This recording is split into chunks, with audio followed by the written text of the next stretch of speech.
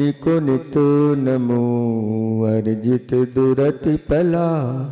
देवादिदेव 1000 बंधा जी के अतिशयकारी अजितनाथ भगवान की, परम पूज्य 108 आचार्य प्रवर गुरुवर श्री विद्यासागर जी महामुनिराज की, 3 कम 9 करोड़ मुनिराजों की।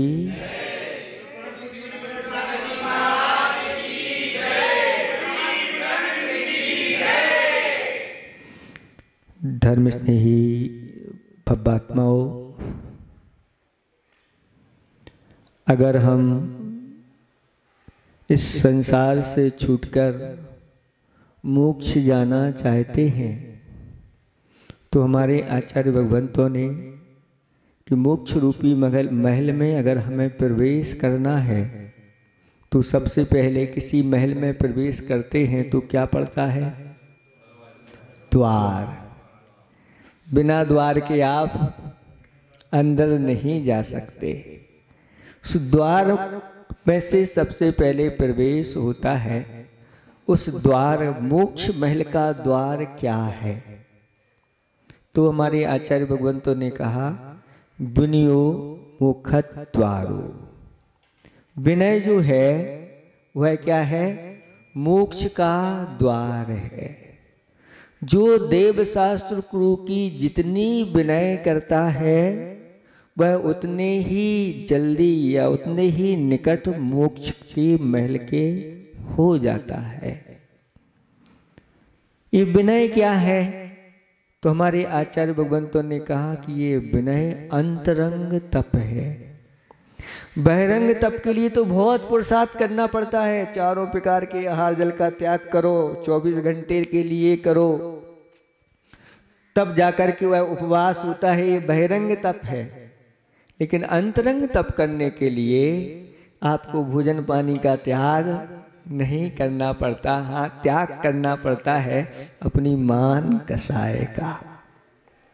और जो मान कसाय जिसकी जितनी कम होती चली जाती है वह उतना ही देव शास्त्र गुरु के प्रति झुकता चला जाता है। भीतर से झुकना अलग होता है और बाहर से झुकना अलग होता है।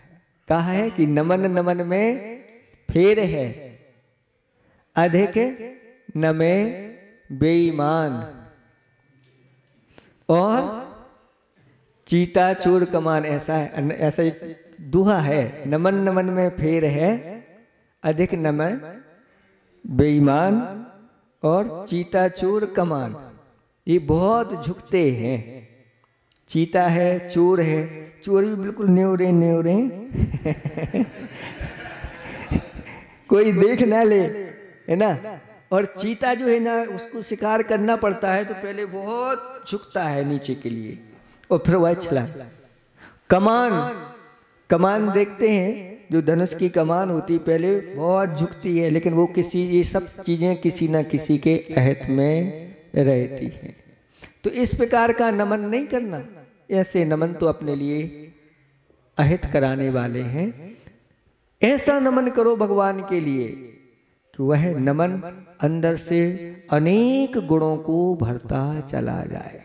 एक बार अगर देवशास्त्र गुरु को नमस्कार कर दिया मन वचन काया से श्रद्धा समर्पण के साथ, तो नियम मान के चलना कि इतना वह पुण्य संचय कर लेता है एक बार नमस्कार का कि अगले भाव में वह राज्य पद को प्राप्त होगा और बड़े बड़े लोग उसके चरणों में नमस्कार करने के लिए आए। ऐसा जिनेंद्र भगवान का ये फल है। इसलिए देव शास्त्र गुरु की विनय जितनी हो जाए। कई लोग होते हैं सिर्फ सिर झुका देते हैं, वह एक अंग से नमस्कार कहलाता है। कुछ लोग सिर नहीं झुकाते, हाथ जोड़ लेते हैं, 2 अंग से नमस्कार हो जाता है। कुछ लोग हाथ भी जोड़ लेते हैं और सिर भी झुका देते हैं, 3 अंग से हो जाता है। कुछ लोग हाथ जोड़ लेते हैं, घुटने टेक देते हैं, लेकिन सिर नहीं झुकाते, तो 4 अंग से नमस्कार होता है। कुछ लोग दोनों हाथ जोड़ लेते हैं, घुटने टेक देते हैं और सिर को भी झुकाते हैं, पंचांग नमस्कार हो जाता है। और अष्टांग नमस्कार भी हमारे आचार्य भगवंतों ने कहा कि जो गवासन से बैठ करके अच्छी तरह से जिनेन्द्र भगवान को मन वचन काय पूर्वक नमस्कार करता है वह अपने अंदर इतना पुण्य संचय कर लेता है, जो जितना झुकता जाता है उतना ही भरता चला जाता है।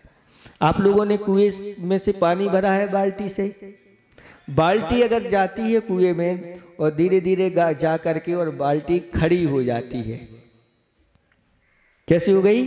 खड़ी हो गई, तो उसमें पानी भरता है क्या? क्यों? अभी उसने पानी को नमस्कार पानी कहता है कि हे मानी बाल्टी, थोड़ी पानी पानी तू भी हो जा और मुझे एक धोख दे, एक बार नमस्कार करेगी तो मैं तुम्हारे अंदर पूर्ण रूप से समाहित एक में खो जाऊंगा। ऐसे ही करते ही और पानी उसके अंदर भर जाता है। ऐसे ही जो देव शास्त्र गुरु को जितना नमन करते हैं विनय के साथ, उनके अंदर पैसा पुण्य संचय होता चला जाता है और आगे जा कर के वह ऐसे पदों को प्राप्त होते हैं कि 3 लोग उनके चरणों में आकर के नमस्कार करता है। आज तक जितने भी दुनिया में मुक्ति को प्राप्त हुए हैं या बड़े बड़े पदों को प्राप्त हुए हैं, ऐसे नहीं कि सीधे डायरेक्ट बिना भगवान को, बिना देवसाज गुरु को नमस्कार किए हुए और स्वयं देवसाज गुरु बन जाएं। आज तक ना बने हैं, ना भविष्य में कभी, न भूतो ना भविष्यति, होने वाला नहीं। इसलिए ऐसे देवसाज गुरु के प्रति जो जितनी विनय करता चला जाता है और उतनी कर्मों की निजरा भी करता चला जाता है, क्योंकि यह तप कहलाता है। और तपसा निजरच, तप के द्वारा निजरा होती है और संवर भी होता चला जाता है। और अंतरंग तप कहलाता है, जिसके अंदर ऐसी श्रद्धा देवसाज गुरु के प्रति समर्पण होता है और उतना ही झुकता चला जाता है। आप अपनी कमर का दर्द आदि ना देखते हुए, अपने घुटनों का दर्द आदि ना देखते हुए एक बार ऐसे झुक जाओ कि एक ही बार में सब कमर और घुटने सब ठीक हो जाएं भगवान के अतिशय से। जब एक गिद्ध हो करके और ऐसे मुनिराज के चरणों के गंदोदक में वह लोट लगा देता है श्रद्धा के साथ, और उसका पूरा का पूरा अंग सोने का हो जाता है, उसके पंख सोने के हो जाते हैं, पैर चोंच आदि है रत्न की हो जाती है। ये सब श्रद्धा की महिमा है। इसलिए ऐसे अतिशयकारी अजितनाथ भगवान के प्रति आप श्रद्धा के साथ करते चले जाओ, बहुमान के साथ विनय के साथ करते चले जाओ, जिससे हमारा मोक्ष का द्वार बहुत जल्दी खुल जाए और हम मोक्ष में पहुंच जाएं। अहिंसा परमो धर्म की